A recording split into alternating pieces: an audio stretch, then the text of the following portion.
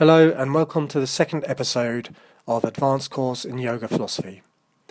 In this episode, I want to talk about the goal of yoga, which is often referred to as moksha, liberation or enlightenment, but is less well known as the attainment of direct seeing.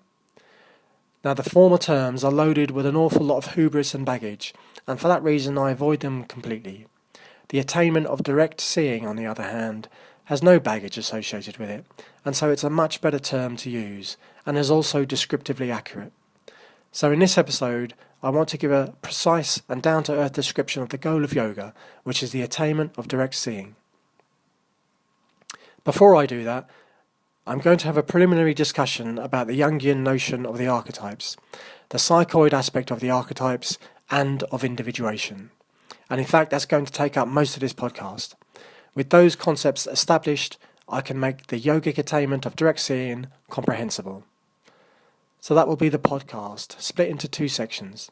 The first section, a discussion of the archetypes, the psychoid aspect of the archetypes, and of individuation. And the second, explaining the goal of yoga, which is the attainment of direct seeing.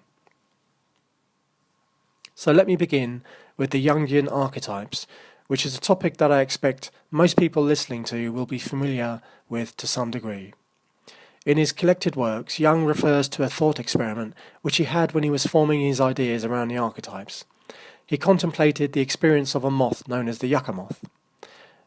There are around 40 to 50 species of plants known as yucca, but the yucca moth is attracted to only one species, whose nectar it feeds on and whose flowers it pollinates. A nice example of a symbiotic relationship. The question is, how is the yucca moth able to distinguish that one species from all the others? Yucca plants are pretty much alike and very difficult to distinguish, and the yucca moth is certainly not a botanist. It's a creature of instinct, so it must be that in its psychic experience that one particular species of yucca plant must be clearly marked out in some way or another, similar to how in humans a potential mate stands out as attractive from among all other humans, despite the fact that all other humans look pretty much alike.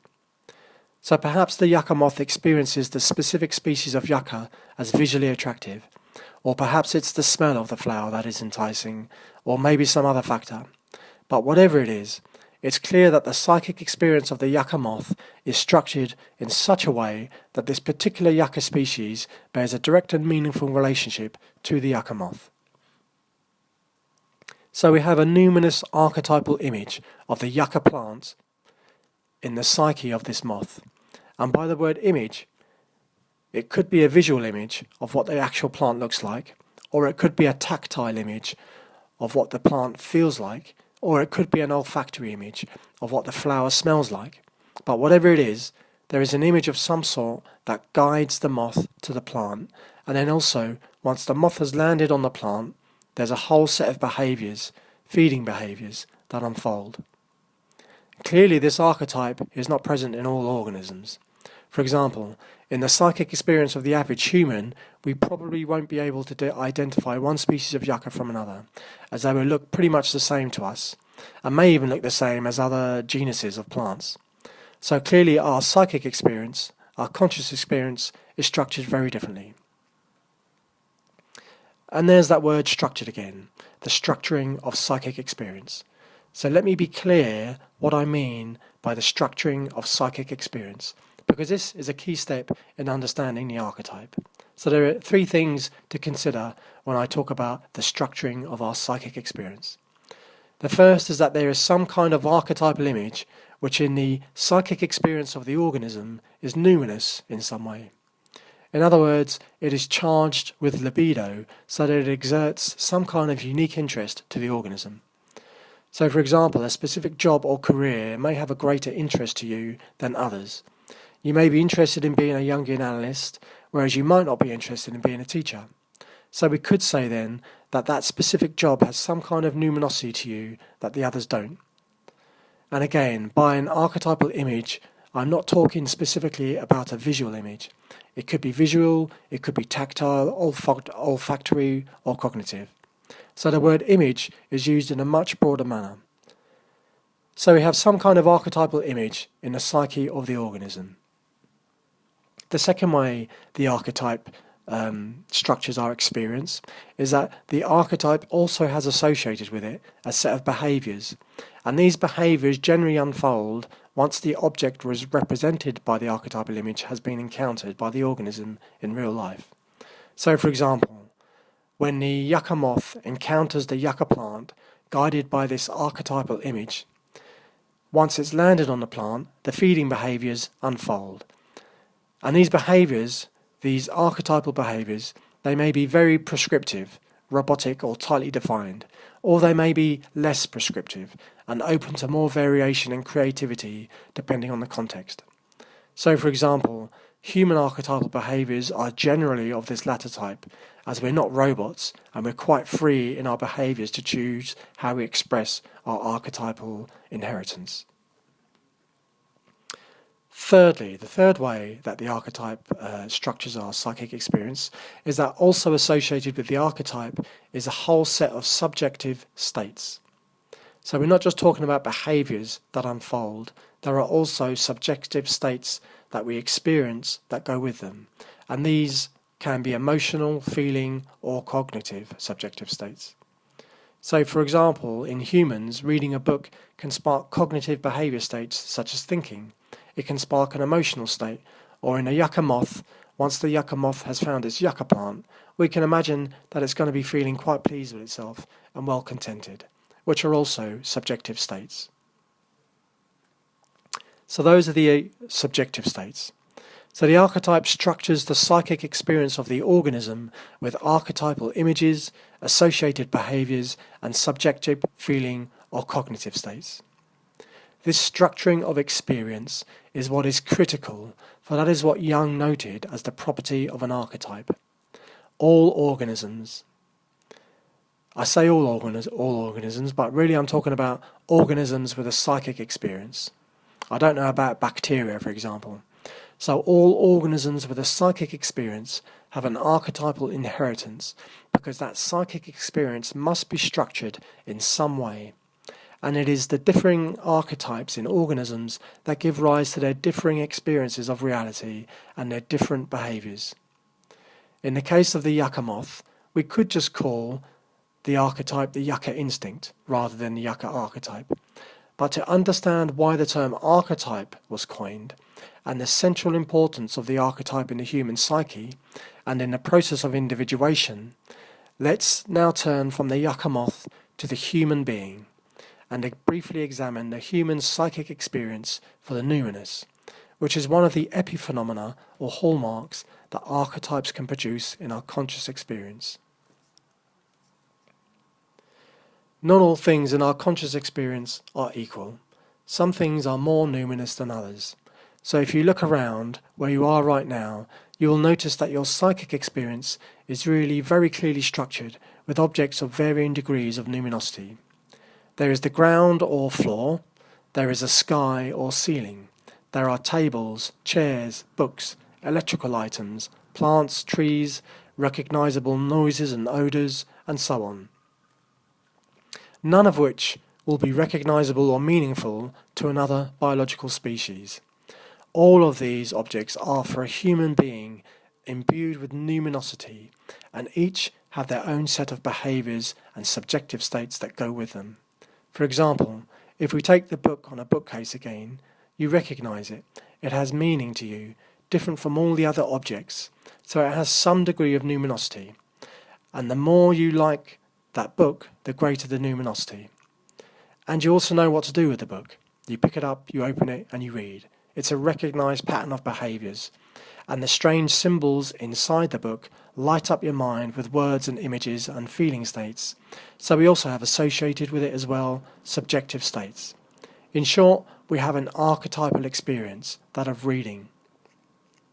Of course, it's just reading. We don't recognise it as an archetypal experience because the archetype is firmly in the background of our consciousness, out of our awareness, in the unconscious.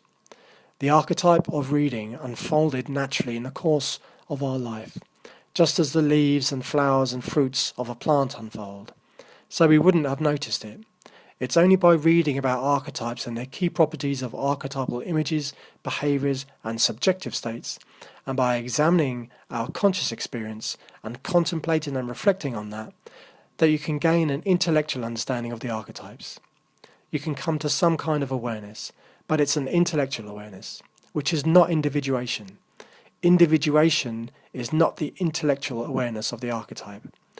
Intellectual awareness is a necessary condition for individuation, but it's not sufficient, as individuation involves an additional stage of ego or personality development, where a person enters into a direct, conscious relationship with the archetypes. So it's a bit like if I read about what it's like having a friend without having actually had a friend, then I have an intellectual understanding of what friendship is all about. But it's totally different when I actually do have a friend, as then I'm conscious I have a friendship and that I'm living and experiencing it. And that's the same difference between having an intellectual understanding of archetypes and having individuated and being conscious of having entered into a conscious relationship with the archetypes. So let's just go back to examining the conscious experience of a human being. Imagine you are on a train of strangers, and that among them, at the other end of the carriage, you see your mother. In your conscious experience, your mother will be numinous in a way that the strangers aren't. She'll stand out from the strangers, and you will relate to her as a mother, and experience the subjective, feeling, and cognitive states associated with contact with the mother. And you'll notice that all human beings mirror these subjective states and behaviours with a person they call their mother. From this you can confidently infer the existence of a mother archetype in the human psyche. The experience of being a human comes with an inbuilt archetypal relationship to the mother that lasts the entire life. It's this archetype that gives the relationship with the human being that we call mother its influence and meaning. It structures all experiences with the mother, and especially the formative one. Now that's not true of the yucca moth, which has no such mother archetype, and a tiger will have a mother archetype, but that archetype unfolds very differently in the life of a tiger. I think in tigers, mothers just play a role in the early years of their life. So we can see that in fact the human experience is structured to experience a wide range of archetypal relations, not just with the mother, but also with other humans. The father, the sister, the brother, the cousins, friends, strangers, doctor, priest, wise woman, grandmother, and so on.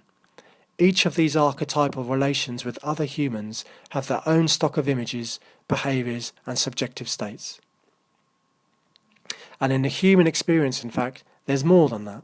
There is a fourth element to the archetype, which is that of myths.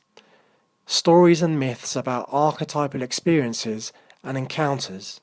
And these tell us something more about the experiences that these archetypes will bring to our lives and how best to navigate them, and that enable us to be much more conscious of these archetypes.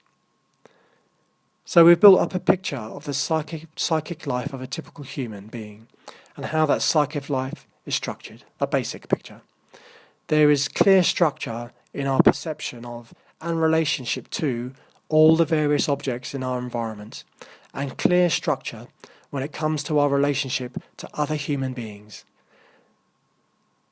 This structuring is archetypal in nature, and we have identified 4 components of the archetype in our conscious experience: the archetypal images, behaviours, subjective states, and stories such as myths.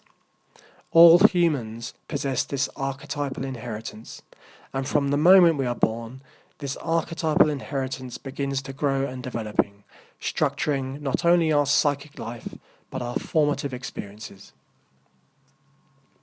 We can all see how the body grows from a single cell to an adult, to an elder, and then death, according to a fixed pattern or plan of development. All human bodies grow in basically the same way. So we can see the body grow and develop, just as we can see how an oak tree grows from an acorn according to a fixed pattern. But unless you have an eye to the inner world, you do not see your archetypal inheritance unfold. Yet it does. It grows, unfolds, and dies in just the same way as our bodies do, or an oak tree does. And that has importance to astrology, but I'll come back to that in another podcast. If we think about, for example, the cycles of the moon also mirror the growth of an organism or plant from a seed right the way through to its death. But that's something I'll come back to in a future episode when I talk about the occult theory of astrology. So this common archetypal inheritance that structures our conscious experience and the formative events of our life, Jung called the collective unconscious. Now, an evolutionary biologist may claim that these archetypes have their origin in our DNA and are material in nature and not psychic in nature. Now, Jung was not aware of DNA and genes, as they were discovered after his death, about 10 or 20 years after his death. Had he been aware of them, however, he almost certainly would have rejected them as an explanation for the archetypes for a very simple reason. The archetypes are experienced as a psychic phenomenon. We experience them in our psyche. DNA is a material phenomenon, and matter, according to the prevailing materialist view, is inert, it's mechanical, and is devoid of any psychic properties whatsoever. So if the archetypes are material in nature, like DNA, then they are devoid of any psychic properties, which clearly begs the question, how can they produce psychic phenomena such as dreams, sensations of touch, sight, thoughts, synchronicities, and so on? We are left with an insoluble paradox, which is equivalent to the so-called hard problem of consciousness. On the other hand, if we stick to the fundamental observation that the archetypes are psychic in nature, then there is no problem explaining the existence of matter. We know that the archetypes are quite capable of producing the experience of matter, because they do so every night in our dreams. We experience matter every night in our dreams. So there is no problem, no paradox, in explaining the existence of matter when we take the objective reality of the psyche and its archetypal nature as the fundamental reality, and not matter. So the world of matter, then, that we experience as human beings is itself the product of our collective archetypal inheritance, the collective unconscious. This is a radical statement in an age dominated by materialism, and it's an attribute of the archetype that Jung referred to as the psychoid aspect. That is, the psychoid aspect of the archetype refers to the fact that the physical world that we experience is itself a product of our archetypal inheritance. That's a big statement to make, and Jung's collected works could fill a bookshelf, and I've probably maybe read 20% of those. But of what I have read, I'm not aware that Jung gave any evidence to back that up, but rather that he intuited it based on loose reasoning, much as I have done here, with simple but not conclusive reasoning. So to recap, we have seen how the archetypes not only structure our experience, how we relate to objects and people, the range of behaviours available to us, the various life experiences that we are able or unable to enjoy, but also we have had a glimpse of their role in structuring the reality that we experience, including the experience of solid matter. Now, for most people, the notion of archetypes will be a matter of intellectual interest and not something that they experience directly. That is, the reality of the archetypes, what Jung called the objective existence of the psyche, will remain obscured. Jung, however, described a process of ego or personality development that he termed individuation. Individuation is a process whereby the person comes into a conscious relationship with the archetypal foundations of their psychic life. A direct line of communication is established, and this is known in the Jungian tradition as the ego-self axis. Now recall that my purpose in introducing the Jungian notion of the archetypes, their psychoid aspect, and the process of individuation was so that we have a shared conceptual toolkit with which I can explain what the goal of yoga, which I defined as the attainment of direct seeing, what it is, and to describe a bit more about it, to demystify it and bring it into the modern mind. So let me now do that. Let me turn to yoga.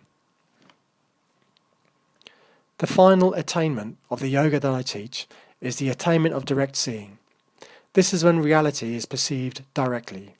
So at present, regardless of what our intellectual views are, whether we are a materialist or we believe that things are psychic in nature, regardless of whether we have individuated or not, and regardless of whether we are intuitives or someone who works with spirits or has developed occult powers, regardless of all that, at present we all perceive reality as if it were materially real.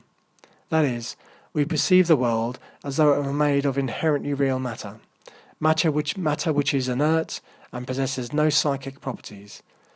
And by psychic properties, I'm talking about memories, feelings, intentions, and so on. We perceive this matter as giving rise to our consciousness. And again, we may have read books that convince us otherwise. We may have had many spiritual experiences that convince us that the world is spiritual in nature. But that does not alter our fundamental biological perception of reality. That is, our experience that our senses show us is a world of physically real matter. Now that experience of the world has its roots in an archetype, and the goal of yoga is to transform that archetype using practices unique to yoga and which themselves unfold from an archetype, which we can call the archetype of yoga, often known in India as the Adi Yogi. When that transformation has occurred, we perceive reality directly. That is, we directly perceive reality in its psychoid nature and not just its material nature. And that is the attainment of direct seeing. Now let's look at what that means. Firstly, once you perceive the world directly in its psychoid and not its material aspect, then you are able to perceive directly that your conscious experience continues after the death of the body, just as your conscious experience continues after you wake up from a dream. And again, that's not a belief, but a direct perception. You are able to perceive that some influences of the body are subtle in nature. Some of the archetypal influences of the body are subtle in nature and are not material, and so can support consciousness beyond the death of the physical body. And in fact, yoga is the cultivation, the higher yoga is the cultivation of those subtle archetypes so that they can support consciousness in a more fully embodied state. Secondly, you are able to perceive directly how actions in past incarnations have had an influence on your current experience, and how actions in your current experience are likely to influence future experiences. So you have a vision that is able to transcend the individual life. And again, that is not an intellectual view, but a direct and embodied mode of perception. Thirdly, in this manner, you are able ultimately to enter a state free from the archetypal causes of suffering, and to control the manner of future incarnations that are currently not under your control. You currently do not have the ability to control not having your next life as a factory-farmed chicken, for example. And this is why the attainment of direct seeing is also known as liberation. The word liberation refers to liberation from the perception of a material existence and the deluded minds and actions that spring from that, and which act as the cause for future lives of suffering, and also to the fact that your consciousness has transcended the physical body. Now let me say a little bit more about direct seeing before I finish.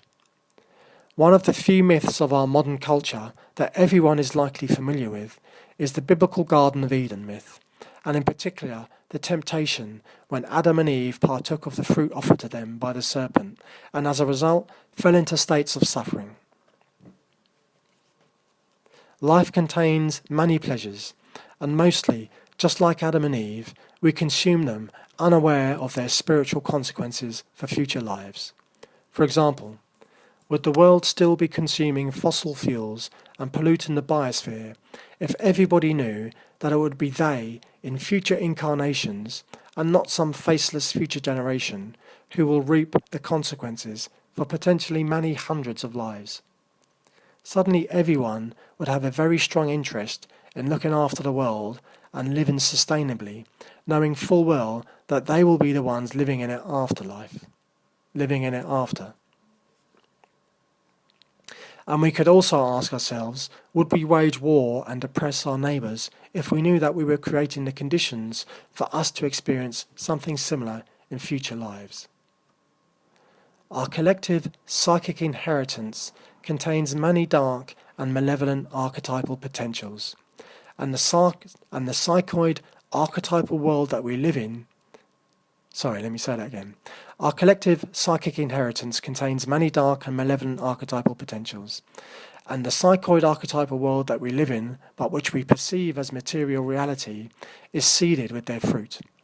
And when we consume that fruit, we activate the archetypal potential which constellates and begins to unfold.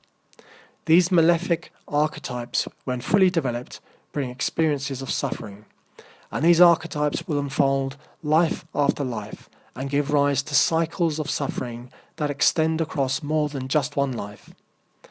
A really simple example is refined sugar. That is one such poisoned apple which, when consumed regularly, will ripen a malevolent archetype that will bring suffering, perhaps not in this life, but for many lives to come. Many of the goods we regularly consume are all examples of poisoned fruit. Meats, alcohol, tobacco, caffeine, non-organic vegetables, and so on. While we're trapped in the perception of the material world, we are unable to distinguish the true nature of the objects in our experience, and thus we are caught in a cycle of suffering life after life. And remember, this is regardless of our views.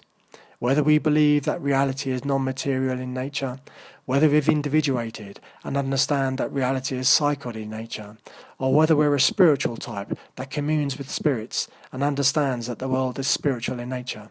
Regardless of all that, our senses still perceive reality as materially real, and that means we are unable to distinguish the true nature of the objects of our experience. All of those people who I have just mentioned will all probably still consume meat or alcohol or tobacco or caffeine and so on. They will still be pursuing harmful goals because they are unable to distinguish the true nature of the objects in their experience, and thus they are unable to see how this is going to cause them suffering in future lives. So it's only with the attainment of direct seeing that you can perceive the archetypal psychoid nature of reality, and thus discern the true nature of things, such as whether an object is the fruit of a malevolent mind, as for example refined sugar is. That is the goal of yoga, and that is the result of attaining direct seeing. Now, I mentioned that yoga is an archetype that unfolds from your own being as a result of your own actions. Because yoga unfolds from an archetype, one necessary condition that the archetype of yoga requires for its unfolding is that the individual has individuated. Without this condition in place, authentic yoga, the attainment of direct seeing, is not possible. It is only the individuated personality that can commune consciously with an archetype. Without that condition, how can you be guided into yogic attainments by the archetype itself? You can't. And so individuation is a necessary condition. And by individuation, I don't mean you have to be a Jungian, only that you have established an ego-self axis of some sort. So that could be done through astrology, for example. And in fact, astrology I would consider quite a sophisticated ego-self axis. And while individuation is a necessary condition for the unfolding of yoga, it is not sufficient. There are other conditions required for the unfolding of yoga, and those are things that I will go into in future podcasts. So I have used the Jungian notions of archetype, psychoid, and individuation to explain as clearly as I can the goal of yoga. Now I want to finish off by mentioning an aspect of yoga that makes yoga unique. I mentioned before that Jung did not give any detailed evidence for the psychoid nature of reality, that reality is psychic in nature, like a dream world, but rather that he intuited it based on a loose kind of reasoning, as I have done in this podcast. Jung did not practice yoga, and he did not attain direct seeing.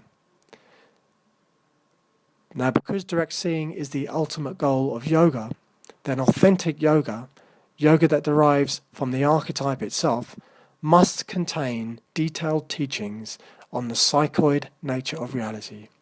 And it is through studying and contemplating these teachings that your sensory experience is transformed and you attain direct seeing. So these teachings are a vital component of yoga. On my website, www.aquarian-yoga.co.uk, under the section called Yoga Sutras, I have compiled my own teachings on this matter into 2 booklets. The first is called The Nature of Things, and the second is called The Ultimate Search, and I refer the interested listener there.